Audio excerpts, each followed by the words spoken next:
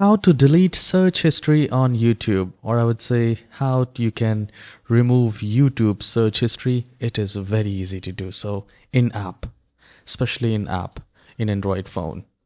So here I have opened my YouTube app, and then I'll click on my profile at the left hand side. At the right hand side, bottom right corner. Once you click on that, and then you need to click on this settings. And here we need to go to this manage all history.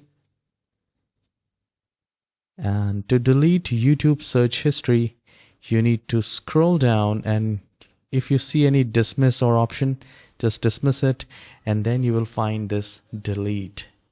The moment you click on delete, it will ask you to delete all time. So whatever the YouTube search history is there, it will be deleted. Like if I click on that, it will ask you whether you want to delete or not.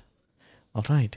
Once you're done, you also get an option delete today or delete custom range. So you can select the date as well.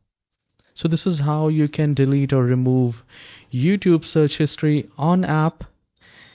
If you find this tutorial short and helpful, please don't forget to hit the like and subscribe. I'll see you in the next video. Have a wonderful day.